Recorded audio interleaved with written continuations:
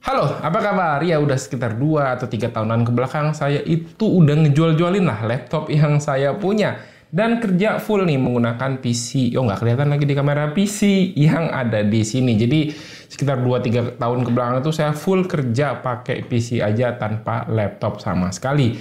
Dan ngerasa ya mulai bosen nih kerja dari rumah ya, karena rumahnya di sini, kerjanya di sini, studio tuh di sini juga. Jadi kadang-kadang saya tuh bosen dan akhirnya ya pengen juga gitu kerja dari luar. Misal saya tuh udah beres antar anak sekolah, terus pengen kerja dari kafe gitu ya, sambil-sambil nyari inspirasi atau ngetik-ngetik skrip, atau juga kadang saya juga bikinin konten untuk produk jualannya istri. Jadi saya tuh kepikiran gitu ya pengen punya laptop lagi. Tapi setelah dipikir-pikir ya akhirnya saya tuh memilih untuk tidak menggunakan laptop untuk kerja dari mana aja. Saya memilih untuk menggunakan tablet untuk kerja dari mana aja. Nah, tablet yang saya pakai kali ini adalah si Samsung Tab S9 FE ini. Alasannya kenapa saya pilih si Tab S9 FE ini ya karena dia ini kan ukurannya juga nggak terlalu gede ya, simple, ringkas, terus di bawahnya juga gampang, tipis, ringan. Dan juga untuk kebutuhan ya yang ringan-ringan aja kayak scripting, kayak edit video pendek di CapCut itu udah cukup menggunakan si Tab S9 FE ini. Dan secara software ya untuk sebuah tablet menurut saya saat ini sih belum ada yang bisa sematang si Samsung ya di Android. Kalau di Apple gitu ya udah jelas iPad itu udah enak banget, oke banget, bagus banget.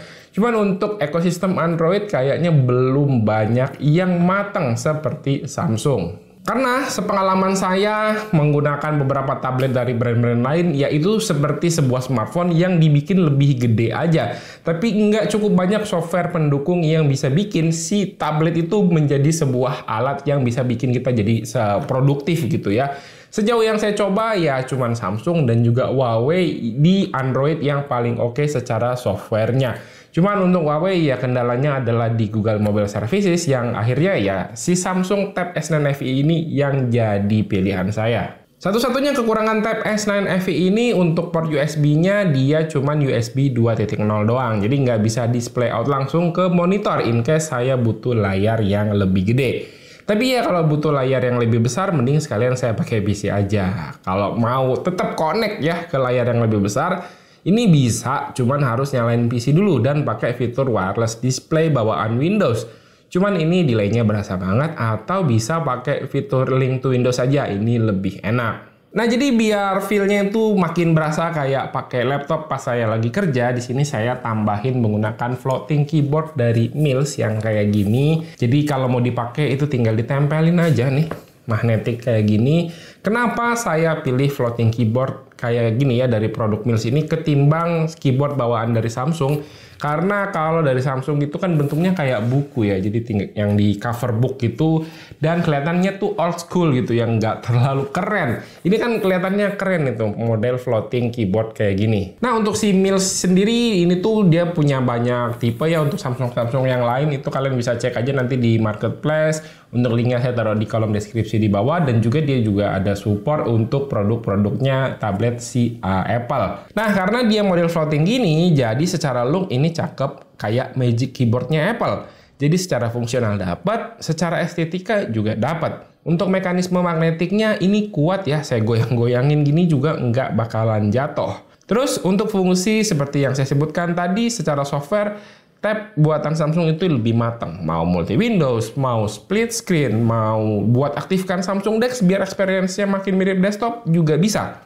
Ditambah dengan keyboard jadi lebih mantap fungsinya. Sama banget kayak pakai desktop PC. Contoh, kalau mau copy paste ya simple. Kalian tinggal Ctrl C lalu Ctrl V aja itu bisa ya. Kalau mau buka recent app tinggal pakai gesture aja dari trackpad-nya, itu enak dan nyaman banget. Untuk koneksinya dia di sini menggunakan Bluetooth ya.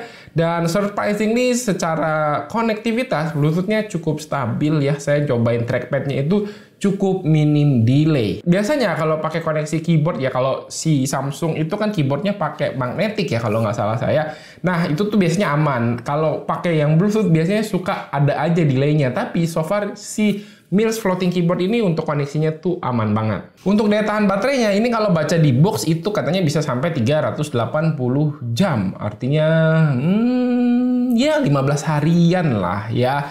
Cuman itu dengan kondisi lighting dari si keyboardnya, backlightnya itu dimatikan. Ya, keyboard ini punya backlit. Dan backlightnya udah support RGB. Buat kalian yang suka bling-bling RGB, ini masuk banget. Cuman kalau backlightnya diaktifkan dan juga menggunakan RGB, itu daya tahan baterainya akan lebih cepat habis. Itu cukup di 5 jam aja daya tahannya. Dan sayangnya untuk si keyboard ini, kita tuh nggak tahu ya konektivitas atau baterainya tuh sisa berapa gitu. Karena di tablet fisiknya, di keyboard fisiknya maksud saya, dia nggak ada si baterai untuk display baterainya. Dan juga kalau lihat di Bluetooth itu biasanya kan suka ada gitu berapa persennya, ini juga nggak ada. Jadi ya kita nggak bisa tahu ini baterainya berapa lama lagi. Jadi kira-kira aja. Kalau mau dicas juga simple ya, dia di sini menggunakan USB-C di sebelah samping sini ya, tinggal dicolok aja kalau misalnya baterainya habis. Untuk feeling ketiknya so far aman ya, cuman paling layoutnya aja yang berasa kecil karena kan menyesuaikan sama ukuran si tabnya. Selebihnya aman, nggak ada kendala yang berarti. Oh ya, nggak umum paling layoutnya. Di sini dia nggak ada tombol escape, jadi mau nggak mau harus pakai trackpad aja buat ngarahin kursor kalau mau dapat fungsi escape. Dan ya itu dia tadi cerita pengalaman saya sekitar 1 mingguan ya saya menggunakan Samsung Galaxy Tab S9 FE ini di pairing dengan floating keyboard dari Mills. Ternyata setup seperti ini tuh udah lumayan oke ya. Cukup lah untuk penggunaan ringan kayak scripting, saya bisa menggunakan Google Docs. Terus juga editing video short, editing video pendek, saya bisa menggunakan CapCut dengan lancar. Jadi menurut saya sih ini udah oke banget. Dan fungsi dari si tab ini benar-benar bisa dimaksimalkan dengan floating keyboard dari Mills ini.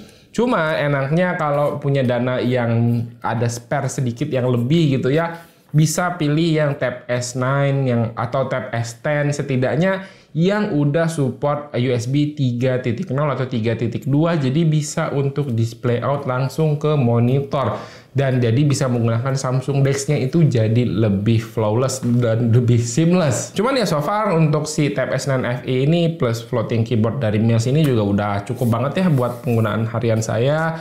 Dan kalau emang butuh kerja-kerja yang berat ya saya balik lagi menggunakan PC aja. Oke, segini dulu ya untuk video kali ini. Kalau kalian tertarik dengan Mills floating keyboard ini dan juga Samsung Galaxy Tab S10 FE ini, untuk link pembelian kalian bisa cek aja di bawah ya. Langsung klik aja. Dan segini dulu ya untuk video kali ini. Terima kasih buat yang udah nonton. Silahkan like dan share video ini jika menurut kalian video ini bermanfaat.